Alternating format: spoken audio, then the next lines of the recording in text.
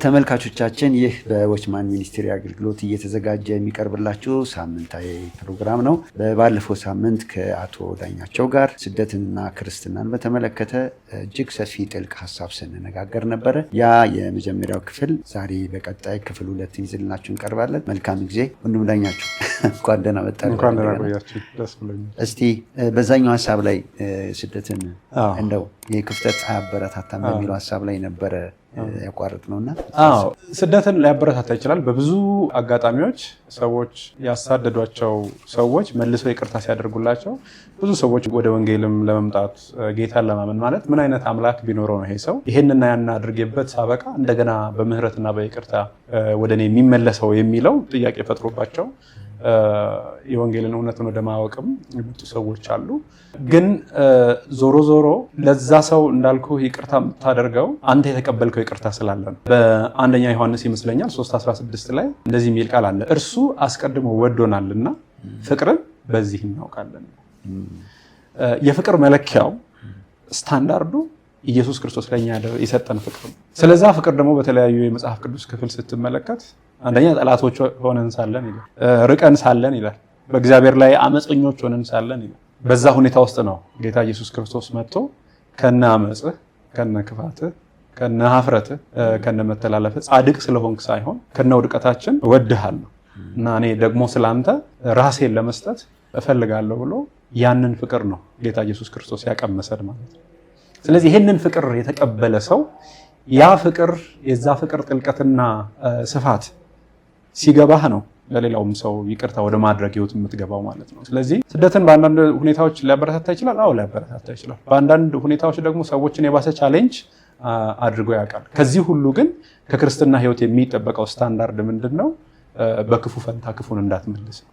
እንዳልኩህ ማቴዎስ 5 ከቁጥር 38 ጀምሮ ያለው ክፉን በክፉ አትመልስ የሚለው ዱላ ለሚያነሳ አንተም ዱላ አታንሳ እንደ እግዚአብሔር ሰው። በስድብ ለሚመጣ አንተም በጉልበት ለሚመጣ በጉልበት መመለስ የለብህም ነው። በዛ ከሄድክ የባሰ አመፅን ማበረታታት ሊሆን ይችላል። ሁሉ ውስጥም ሊገባ ይችላል ሰው በራሱ በተፈጥሮ ማለት ነው። እና ይልቁንም ብሎ ሌሎቹን ነገሮች ወደ መዘርዘር ይሄዳል። ሲመታህ እግርህን ስጥ፣ በፍቅር ምላሽ ስጥ ይላል። ይሄ እንዳልኩህ ወደ ነጥቤ ስመለስ አንድ ሰው የክርስቶስ ፍቅር በነካው ልክ ከህግ በላይ የሆነ የፍቅርን ህግ እንዲኖር እግዚአብሔር ጠርቶታል። በስደት ውስጥም ይሄው ህግ ነው ተግባራዊ የሚሆን። ከዛ መለስ ግን እንዳልከው አንዳንድ ሰው በቃ ይሄ ሰው ምንም ስለማይመልስ ደጋግሜ ንብረቱን ላጥፋ፣ ደጋግሜ እግዚአብሔር የሰጠውን በረከት ሁሉ ከእጁ ላይ ልበትን፣ ጤናውን ላጉድል፣ አካሉን ላጉድል፣ አይኑን፣ ጆሮ ነገሩን ላጉድል ለሚለው ግን አንድ ሰው አይ ፍትህም ደግሞ አለ ኖ ቢል ከመጽሐፍ ቅዱስ ተቃራኒ አይደለም። ያው ህግ በብሉይ ኪዳንም የተሰጠ ነው። ይሄ ፍትህን መፈለግና በክፉ ፋንታ ክፉን መመለስ የሚለው እሷ ነገር ማለት ለምሳሌ ቤትህን ያቃጠለብህ ሰውዬ ቤቱን ባታቃጥልበትም ግን ከፍትህ አንጻር ራስህን ፕሮቴክት ለማድረግ ዳግመኛ ያ ሰው መጥቶ እንደዚህ አይነት ወንጀል እንዳይሰራ ያደርገዋል እያልከኝ ነው? አዎ ኤግዛክትሊ። ጥሩ ነው ፍሬም ያደረከው። ብቀላ አይደለም፣ በሮሜ ላይ ብቀላ አይደለም።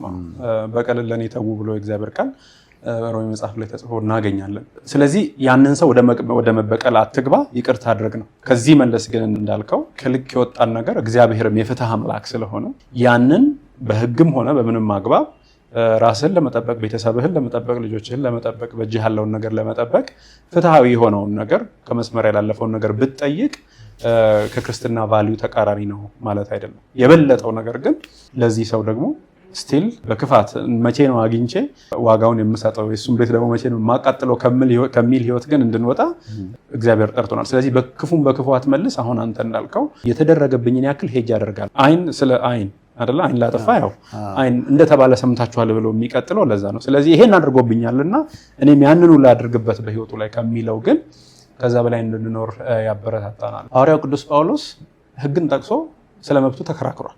ሮማዊ ዜግነት አለው። እንግዲህ ታስሮ በሚንገላታበት ጊዜ እኔ ሮማዊ ዜጋ ሲሆን በምን አግባብ በምን ህግ ነው እናንተ እንደዚህ ያላንዳች መልስና በሰዓቱ ፍትህ ሳላገኝ የምታንገላቱኝ ሲል ወታደሮቹ እንደተደናገጡ እንሰማለን እና በመጽሐፍ ቅዱስ ውስጥ ተጽፏል። ስለዚህ ጳውሎስ ያንን በማድረጉ ከነበረው መንፈሳዊ ከፍታው ወርዷል ማለት አይደለም። ፍትሃዊ ያልሆነውን ነገር ነው ለማለት ተጠርተናል። አንደኛ እንደ ቤተክርስቲያንም እንደ ቅዱሳንም በዚህ ምድር ላይ ስንኖር እንዳመንን ወደ እግዚአብሔር እቅፍ ማንገባበት ምክንያት እዚህ ምድር ላይ ያለውን ጨለማ፣ እዚህ ምድር ላይ ያለውን ኢፍትሐዊነት፣ እዚህ ምድር ላይ ያለውን ኢንጀስቲስ ኖ እንድንልም ጭምር ነው የቤተክርስቲያንም ጥሪ ነው ብዬ አስባለሁ። እና እንደ ሀገርም እንደ አህጉርም እንደ ዓለምም ከእግዚአብሔር ቃል ተቃራኒ የሆኑ ከፍተህ ተቃራኒ የሆኑ ነገሮች ሀፕን በሚያደርጉበት ጊዜ ቤተክርስቲያን የመጀመሪያው ተናጋሪ መሆን አለባት ብዬ አምናለሁ። ቅዱሳን ነው ማለት መቻል አለባቸው ብዬ አምናለሁ። ስለዚህ ከፍትህ ጋራ የሚቃረን አይደለም። በእኛም ሕግ ውስጥ ያለውን ጠቅሶ መብትህን መጠየቅ ማለት ነው። ምናልባት አሁን ስታነሳው ከዚህ ጋር ተያይዞ ማለት እንዳልከው ሐዋርያ ጳውሎስ ይህን ጠቅሶ አንድ ጊዜ ደግሞ በሌላ ቦታ ደግሞ ከፎቅ ላይ ጨርቅ አድርጎ ጠፍቷል። የሚሸሽ ይመስላል። በሌላ አቅጣጫ ደግሞ የመጨረሻ የሚሰዋበት ጊዜ ደግሞ ወደ ሞት እንደሚሄድ አውቆ ደግሞ አታባቡኝ ብሎ ወዶ ደግሞ ያንን ስደት የመስዋዕትነትን ህይወት በፈቃደኝነት ሲቀበል ይታያል። እንደዚሁም ጌታ ኢየሱስ ክርስቶስ አንድ ጊዜ ጠላቶቹ በከበቡት ጊዜ ተሰወረባቸው ይላል። አመለጠ ማለት ነው። በሌላ ጊዜ ደግሞ እንደውም ከ3 ቀን በኋላ በቃ ሰው ልጅ ይሰቀላል ይነሳል ብሎ ደግሞ ጴጥሮስ ራሱ እንግዲህ በዛ በመጨረሻው ሰዓት ያንን እንግዲህ ፍትህ መስጠቱ ሊሆን ይችላል ጆሮ ሲቆርጥ እሱን ከልክሎ ያንን እንግዲህ ጆሮን ከቀጠለለት በኋላ የመስቀልን ሞት ያህል ተቀብሏል። እነዚህ ነገሮች ፍትህ አላስፈላጊ የሆነ በእግዚአብሔር ፈቃድ የማይመጣን ነገር ለመከልከልና ወይም ደግሞ በሌላ አቅጣጫ አውቀን የምንጠብቀው ስደት አለ ማለት ነው። ስደት አይቀሬ ነው ስንል በራሳችን ሄደን ኮርኩረን የምንጠራው ነገር ግን አይደለም። እንደዛ መሆን አለበት ብዬ አላስብም። ህይወትህን በግልጽ በምትኖርበት ጊዜ እንግዲህ ከአካላዊውም ወይንም ከግዑዙ ዓለም ያለፈ መንፈሳዊ ዳይሜንሽንም አለው። እውነትን የሚኖር ወይንም ደግሞ የክርስቶስን ወይም የእግዚአብሔርን መንግስት ለማስፋት የሚኖር ሰው ላይ ስልጣናት፣ ኃይላት የራሳቸውን የሆነ ተግዳሮት ያደርጋሉ ብዬ አምናለሁ። አንዳንድ ጊዜ እግዚአብሔር ራሱም ያስመልጠሃል እንዳልከው ጌታ ኢየሱስ ክርስቶስም ራሱ ጊዜው ባልደረሰ ሰዓት ከዛ ክራውድ ወጥቷል። እነ ጴጥሮስ በእስር ቤት በነበሩበት ጊዜ መልአኩን ልኮ ያስመለጣቸው ጌታ ራሱ ነው እና ሰዓቱና የእግዚአብሔር ጊዜና ሰዓት በሚደርስበት ጊዜ ደግሞ እንዳልከው እምነታችን ጀማሪና ፈጻሚ የሆነው ጌታ ኢየሱስ ክርስቶስ ራሱ ያንን መከራ ምንም እንኳን ቢጨንቀው በጌተሰማኒ ጋርደን የደም ላብ እስኪያለበው ድረስ ያስጨነቀው ነገር ነበር። ግን ደግሞ በርትቶ ጸልዮ ብትወድ ይህች ጽዋ ከኔ ትለፍ እስከማለት ነፍሱን ያስጨነቀ የዓለምን ኃጢአት ሁሉ ተሸክሞ ስለነበር እስከዛ ድረስ ደርሷል። ግን ያው ሄዶ ተጋፍቶ ጽዋውን ቀምሶ እኛን ዘላለም ሞት ነፃ አውጥቶናል። ስለዚህ እንዳልከው ምንድነው ስደት በሚመጣበት ጊዜ በቃ ይሄ ስደት ስለሆነ ምንም ማድረግ አይቻልም ያለውን ነገር ተቀብዬ ቁጭ ማለት ነው ያለብኝ። ማንኛውም ሰው መጥቶ የፈለገውን ነገር ከፍትህ ውጭ የሆነውን ነገር እንዲያደርግ መፍቀድ አለብኝ ማለት አይደለም። የእግዚአብሔር ሰዓት ስለ እግዚአብሔር የምትከፍለው ዋጋ እያንዳንዱ ሰው እንዳልኩ በሚገባው ልክ ይሄን ስለ እግዚአብሔር ስም ወይንም ደግሞ ስለ እምነት የምከፍለው ዋጋ ነው ብሎ የመታገስ ህይወት ውስጥ ከገባ እሰየው ነው። ሄደህም ደግሞ ስደት እንዲመጣ ብለህ የምታነሳሳውና የምታመጣው ነገር አይደለም እና ቢቻል ጸጥ ባለ ሁኔታ ውስጥ ብትሆን ወንጌልንም ለመስበክ የተሻለ እንደሆነ መጽሐፍ ቅዱስ ይህንን ጨምሮ ይናገራል። እንደዚህ ላይ እንደ ክርስቲያን የጠበቆች የህግ አማካሪ እና የቦርድ ሰብሳቢ ይህንን ባለመለየት የቦርድ አባል ቤተክርስቲያን ደግሞ ብዙ አማኞች ይህንን ባለመረዳት የተሰጣቸውን ህገ መንግስታዊ መብት ወይም ደግሞ መጽሐፍ ቅዱስ የሚመክራቸው ምክር ባለመቀበላቸው እና ወይም ደግሞ ባለመጠቀማቸው እየደረሰ ያለ ነገር አለ የሚል እንደዚህ አይነት እንደው መረጃዎች ይኖሩሃል? አዎ እንዳልኩ እንግዲህ በስራም በዚሁ በህብረቱም አጋጣሚ እንዲሁም አብሬያቸው በምሰራቸው በማማከራቸው ድርጅቶች በኩል የማገኛቸው መረጃዎች አሉ። በጣም ብዙ የመብት ጥሰት አድርገን ካስቀመጥ ነው ከፍተኛ የሆነ የመብት ጥሰት በየአካባቢው ይከሰታል። ለምሳሌ የቀብር ስፍራን ከማጣት አንዱ ሊሆን ይችላል። በአንዳንድ ቦታዎች ላይ አሁን እሱ ነገር አለ እንዳሁን የተቃለለ ይመስለኛል። በአሁን ሰዓት ላይ ብዙ ቤተክርስቲያኖች መሬት እየተሰጣቸው ነው፣ ቤተክርስቲያን እየሰሩ ነው። አዲስ አበባ እውነት ነው። አዲስ አበባ ላይ ወደ አንዳንድ የሀገራችን ክፍሎች የምትሄድበት ጊዜ ይሄ ችግር እስካሁን እንዳለ በአንዳንድ ቦታዎች ላይ ሰዎች አሁንም በተለይ ወንጌል አማኙ ወደ ሰሜን አካባቢ ስትሄድ የቤተክርስቲያን አባሎቻቸው በሚሞቱበት ጊዜ ከቅርባቸው ያለ ከተማ ላይ አስከሬን ይዘው እስከመሄድ ድረስ የሚደርሱበት ሁኔታ አለ። በቀላሉ የቀብር ስፍራ ማግኘት ቀላል አይደለም። ያገኘውን መሬት ማስጠበቅ ቀላል አይደለም። የተሰጠውን የተለያዩ ክርክሮች በተለያየ አጋጣሚ ይነሳል። ከዛ ውጪ ድብደባዎች በተለያየ አጋጣሚ ይከሰታሉ። ሻሸመኔ ላይ በቅርብ ከማስታወሰው አንዱ ቅድም ያነሳውልህ እዚሁ አዲስ አበባ ዙሪያም አለ። ከዛ ውጪ እንዳልኩ እንግዲህ 18 ሰው ህይወቱን ያጣው ከእምነት ጋር በተገናኘ ነው። በዚሁ አጋጣሚ በደረሰባቸው ጉዳት ህይወታቸውን ያጡ ሰዎች አሉ። ስለዚህ ወደ ጥያቄ ስመለስ መብቱ የተጠበቀ ነው፣ በህገ መንግስቱ የተሰጠ ነው። ምናልባት ወደ እሱ እንመጣለን፣ መብቱ ምን ያካትታል የሚለውን ነገር። ግን ስደቱ በተለያየ ሁኔታ ሀፕን ያደርጋል እንዳልከው። ወንጌል አማኙም ከመብት አንጻር የማየት ግንዛቤው አነስ ያለ ነው። በቃ ስደት ነው፣ ይህን ተቀብዬ መቀመጥ ነው ያለብኝ የሚለው ነው አብዛኛው ሁሉም ማለት ባልችልም አብዛኛው ሰው ስደት ነው መቀበል ነው ያለብኝ የሚል ነው እንጂ አይ ይሄ ነገር ፍትሃዊ አይደለም፣ እኛ ጉዳት አድራሹም ጉዳት የደረሰበትም ሰው በሀገሪቱ ውስጥ እንደ ማንኛውም እንደ ኢትዮጵያዊ ዜጋ በአንድ የህግ ማዕቀፍ ውስጥ ነው የምንኖረው፣ እኩል መብት ነው ያለን። ከዛ አንጻር ሃይማኖት ነፃነት በህገ መንግስቱ የተጠበቀ ነው። ንብረት የማፍራት መብት በህገ መንግስቱ የተጠበቀ ነው። የፈለግከውን እምነት መርጠህ የማመንና የማምለክ መብቱ ህገ መንግስት የተጠበቀ ነው። ስለዚህ ይህንን ቫዮሌት ማድረግ ወይንም ይህንን መጣስ የለበትም ብሎ ያንን ሰው ወደ ህግ የማምጣት ልምምዱ ብዙ የለንም። በዛ የተነሳ ብዙ አብያተ ክርስቲያናት ቦታቸውን ያጡ ይኖራሉ። እስካሁን እንዳልኩ የቀብር ስፍራ ያላገኙ ሊኖሩ ይችላሉ። ለውጦች አሉ፣ እውነት ነው። ቅድም እንደጠቃቀስከው እንግዲህ እያየን ከመጣን የወንጌላውያኑን ታሪክ ወንጌላውያን ቤተክርስቲያን ታሪክ እያየ ከመጣ በተለይ አትሊስት ከደርግ ወዲህ እንኳን ያለውን ብትመለከት አንደርግራውንድ ከመሆን በነፃነት ወደ ማምለክ ለውጦች አሉ። መንግስታትም ያን ያህል ለወንጌላውያኑ ክፍት ያልነበሩበት ዘመን አለ። እሱ ሁሉ አልፎ አሁን በአዋጅ እውቅና የተሰጠበት ሲዝን ላይ ደርሰናል። ከዛ የተነሳ ለውጦች የሉም ማለት አልችልም። በተለይ ደግሞ አሁን አዲስ አበባ ላይ እንዳልከው እና ሌሎችም ተለቅ ያሉ የክልል ከተሞች ላይ የአምልኮ ስፍራ የማግኘት የቀብር ስፍራ ከማግኘት አንጻር ለውጦች አሉ። እንዳልኩህ ግን ከማዕከል ወደ ሪሞት ወደሆኑ ወይንም ደግሞ ራቅ ወዳሉ አካባቢዎች በምትሄድበት ጊዜ ቅዱሳን በቁጥር አነስ ያሉበት አካባቢዎች ላይ አሁንም ቢሆን ከፍተኛ ስደት አለ። እነኛ ቦታዎች ላይ በአብዛኛው መብትን የመጠየቅ ዝንባሌና ልምምዱም የለም። ስለዚህ ቤተክርስቲያን በዚህ ላይ መስራት ያለባትም ይመስለኝ። የእናንተ ማህበር ማለት አሁን በዚህ አቅጣጫ ከአብያተ ክርስቲያናት ጋር አሁን ማለት ምንድን ነው የምትሰሩት? አሁን እኔ ራሴ አሁን አላውቅም። እኔ አንድ ሰው በእምነቴ ምክንያት የሆነ መብቴን ቢጥስ እንግዲህ መንፈሳዊ ሉን ካልኩ እቀበላለሁ ብዬ ነው ማስበው። ብዙ ሰው ይሄንን ነው የሚያስበው። እናንተን ቤት ኮንታክት ማድረግ ይችላል። እናንተንስ እንዴት ነው ማግኘት የሚችለው? የእናንተስ ደግሞ በዚህ አቅጣጫ ላይ ክፍተቱን ከማየት አንጻር ምንድን ነው እንቅስቃሴው? እኛ አሁን እንግዲህ በኢትዮጵያ ወንጌል አማኞች አብያተ ክርስቲያናት ካውንስል እንደ አንድ ሚኒስትሪ ተመዝግቦ የኢትዮጵያ ክርስቲያን ህግ ባለሙያዎች ህብረት ወይንም ደግሞ ኢትዮጵያን ክርስቲያን ሎየርስ ፌሎሺፕ ኢሲኤልኤፍ በሚል እየሰራ እንገኛለን። ቢሮችን ልደታ አካባቢ ነው። ፕሮግራምም ላይ የአስተባባሪውን ስልክ መተው እችላለሁ። ከዚህ ጋር በተገናኘ የተለያየ ስደቶች ወይም ደግሞ ጥቃቶች በሚደርሱባቸው ጊዜ በየክልሎችም አስተባባሪዎች ስላሉን የህግ ምክር እንደ አገልግሎትም ስለሆነ እኛም ሙያችን ጥሪያችን ነው እንላለን።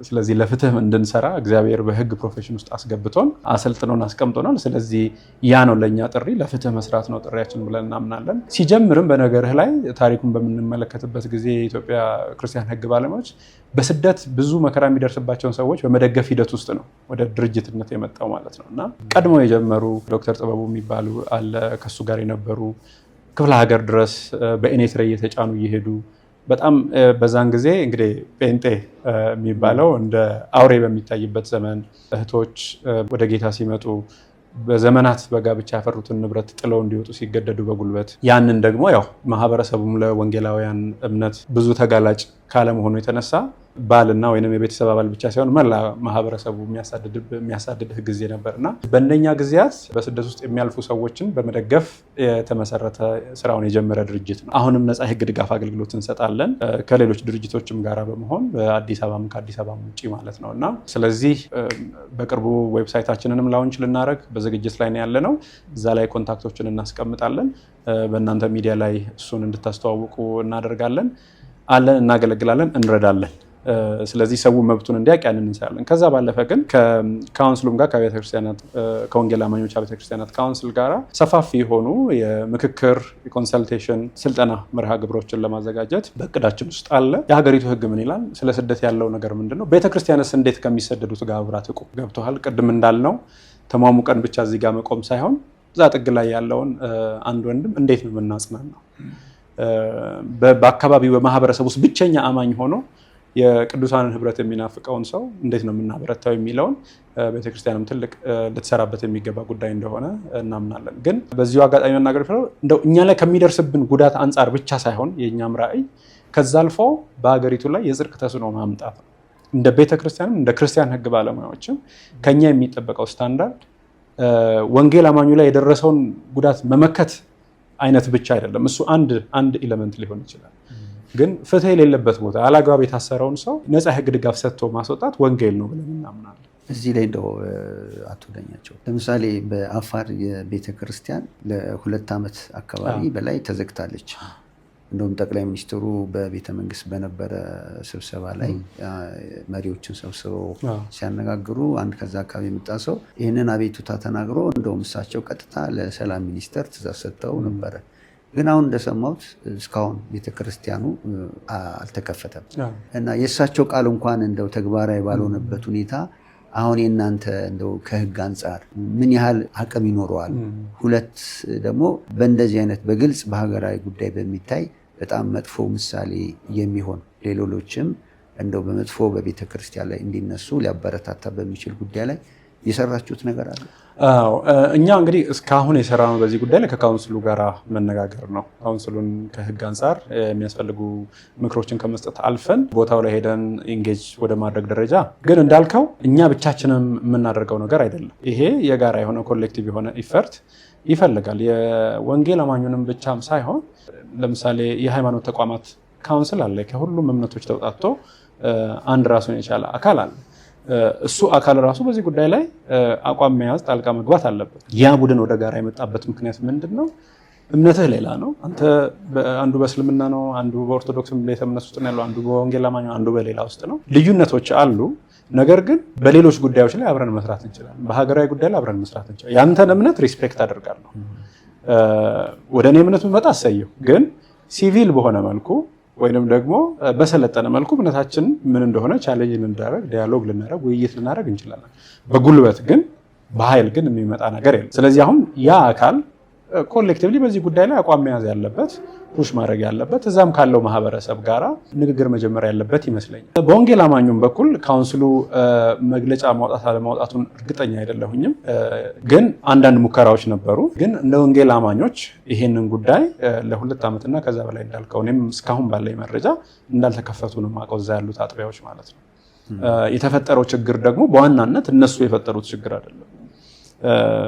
የነሱን ባህል፣ ቋንቋ፣ ማህበረሰቡን ደስ በማይለው መልኩ ወንጌላዊን ዝማሬ ያወጣ ልጅን ተከትሎ ነው እንግዲህ ወደ መዘጋት የመጣው ማለት ነው። እና በማህበረሰቡ ውስጥ ጥሩ አስተዋጽኦ የነበራቸው አማኞች ናቸው በዛ አካባቢ ያሉት ማለት ነው። ስለዚህ ማህበረሰቡም ኦፍኮርስ ከራሱ አመለካከት ካኗኗር፣ ከዘቤው፣ ከታሪኩ አንጻር ኦፌንድ ያደረገው ነገር ሊኖር ይችላል። ያንን ቁጭ ብሎ በመነጋገር የሚፈታበትን መንገድ መፈለግ አለበት። በዛ ውስጥ ግን የህግ ድጋፍ ቢያስፈልግ፣ የህግ ምክር ቢያስፈልግ እኛ ያንን ሚና ነው የምንጫወተው ማለት ነው። እና አንዱ አሳዛኝ ሁኔታ ነው። ወንጌላውያንም ግን ከወንጌላውያን አማኞች ውጭ ያሉት ቤተ እምነቶች እንዲህ አይነቱን ጉዳይ መታገስ አለባቸው ብዬ አላምንም። እንደ መጨረሻ ሀሳብ ምናልባት እንደው ባለፈው አንድ ቦታ ላይ ስትናገር ሰምቻለሁ። እንደው ለዚህ ለስደት በአፍሪካ ደረጃ ምናልባትም በዓለም አቀፍ ደረጃ በቤተ ክርስቲያን ላይ ለመነሳት ምክንያት ከሚሆኑ እንደው ከመጽሐፍ ቅዱስ ላይ ከመንፈሳዊ ነገር ባለፈ ምንድን ነው ማለት ይቻላል? አንድ 2 ነጥቦች ነው። ጥሩ ጥያቄ ነው። እንግዲህ በአፍሪካ በዓለምም ደረጃ ያሉት ሀገራትን ካላቸው ህግና ህገ መንግስት አንጻር በተለያየ ቡድን ውስጥ ልንከፍላቸው እንችላለን። ለምሳሌ ሴኩላር የሆኑ ሀገራት አሉ። ሴኩላር ስለ ሃይማኖትና እምነት የተለያየባቸው ሀገራት አሉ። በእነኛ ሀገራት ውስጥ የሃይማኖት ነፃነት በህገ መንግስታቸው ውስጥም በሌሎች ህጎች ውስጥም የተከበረባቸው ሀገሮች አሉ። አንዱ ለምሳሌ የኛ ሀገር ነው። የኛን ሀገር ህገ መንግስት ስትመለከት አንቀጽ 27 ላይ የሃይማኖትና የእምነት ነፃነትን ያስቀምጣል። 2 ዋና ዋና ፒላር አለው። እችን እንደው ጠቀስ አድርጌ ባልፍ በዛ የሃይማኖት ነፃነት ምንድን ነው ሲል የሃይማኖት ነፃነት 2 ፒላሮች አሉት። 2 ዋና ዋና ምሰሶዎች አሉት። አንደኛው ምሰሶ ምንድን ነው? የፈለከውን እምነት የመያዝና የመቀየር መብት ነው ዋናው። ህጉ ይፈቅዳል። ህጉ በግልጽ ያስቀምጣል የፈለከውን እምነት የመያዝና የመቀየር። በኢትዮጵያ ህገ መንግስት አንቀጽ 27ን ማየት ይቻላል። ያ ማለት ምን ማለት ነው? ዛሬ ተነስተህ ምንም አላምንም ማለት ትችላለህ። ምክንያቱም እምነት የውስጥ ነገር ነው። በውስጥህ የምታምነው የምታብሰለስለውና የምትይዘው ነገር ነው። ስለዚህ በዛ ውስጥ ማንኛውም የመንግስት አካል ገብቶ አንተ እንደዚህ ነው ማመን ያለብህ ሊልህ አይችልም ነው ፍልስፍና ነው። ስለዚህ የሃይማኖት ነፃነት አንደኛው ፒላር ማንኛውም ሰው የሚፈልገውን እምነት የመያዝ የመቀየር አለመያዝም ሊሆን ይችላል። እምነት አለመያዝም ሊሆን ይችላል። የምታምነውን ነገር የመምረጥ መብት ነው። አንዱ እሱ ነው። ሁለተኛው መሰሶ ደግሞ ያንን ያመንከውን ነገር መኖርና መለማመድ ኤክሰርሳይዝ ማድረግ በእንግሊዝኛው ማኒፌስት የሚለው ማለት ነው። ያ ልምምድ ደግሞ ምንድነው? የሃይማኖት በዓላትን ማክበር ሊሆን ይችላል። አለባበስ ሊሆን ይችላል። ቄሶች እዚህ ኮላር ላይ ያደርጉ ይችላሉ። በኦርቶዶክስ ለምሳሌ ጭንቅላት ላይ የሚደረግ ጥምጣም ሊሆን ይችላል። እንደየመንፈሳዊ ደረጃ ማለት ነው። በኢቫንጀሊካሉ ኮላር ልታረግ ትችላለህ፣ ማያረግም አለ። ለምሳሌ መጋቢዎች፣ ቀሳውስት የተለያዩ ስርዓቶችን ሲያስፈጽሙ የሚለብሷቸው የተለያዩ የክህነት ልብሶች አሉ።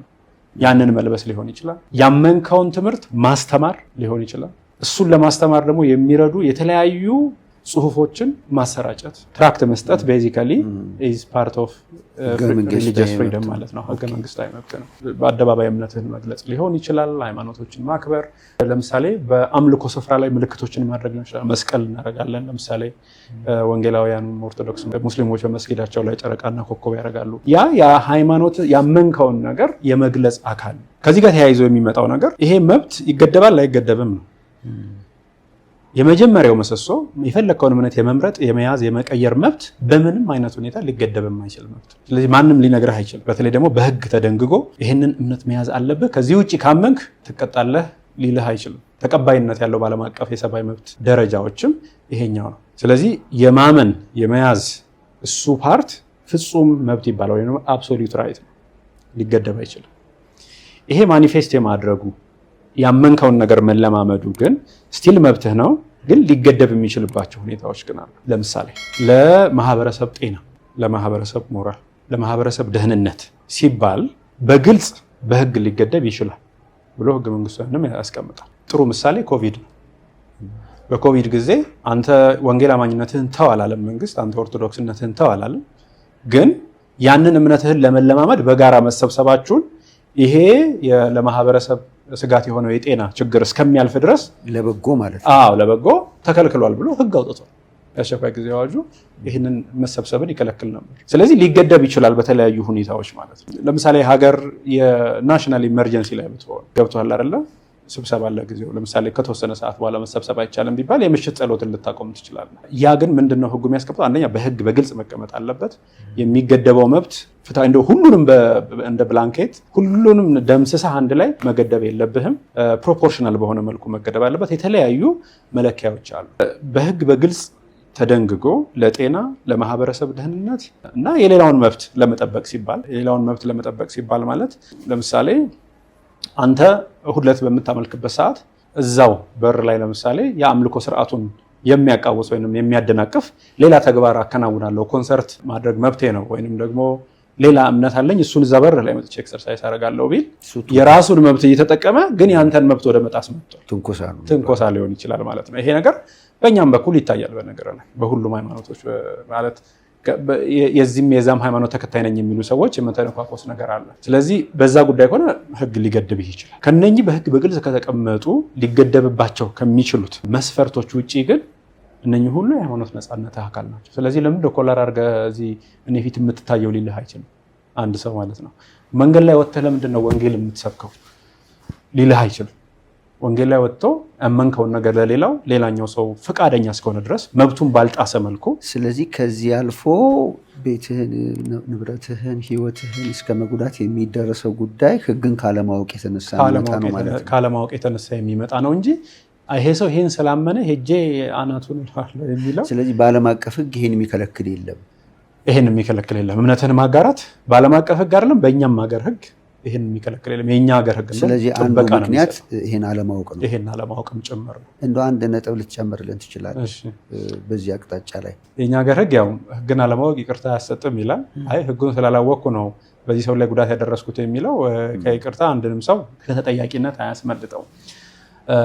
ስለዚህ ፍጹም የሆነው መብት አለ የማይገደበው፣ ሊገደብ የሚችለው መብት አለ። የሚገደበውም ግን አሁን በጠቀስኩ ግልጽ በሆኑ መስፈርቶች። በአሁኑ ሰዓት ላይ ሰው ወጥቶ ወንጌልን ማካፈል ለሌላው ሰው ይችላል። የሌላውን ሰው መብት ፈቃደኛ ሳይሆን ያንን ሰው አስገድዶ ያድርግ እንጂ ወይም ደግሞ ማኒፑሌት ያድርግ እንጂ እንደዚህ ማምነው እምነት አለኝ፣ ላጋራ እፈልጋለሁ፣ ፈቃደኛ ነው ወይ?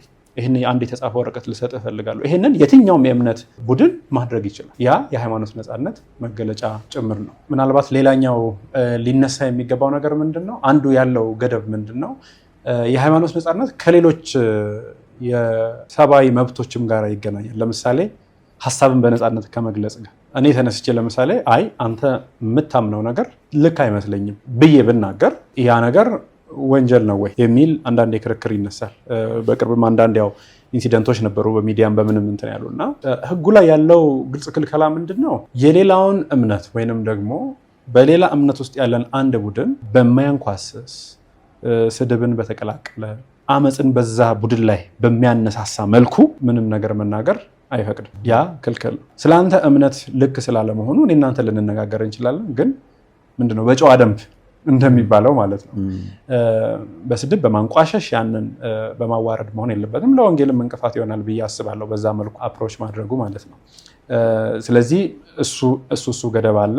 የፈለከውን ነገር የመናገር ነፃነት ስላለ የፈለከውን ነገር ስሜትንም የሚጎዳ የሚሰድብ የሚያንቋሽሽ ነገር መናገር አለብህ ማለት አይደለም።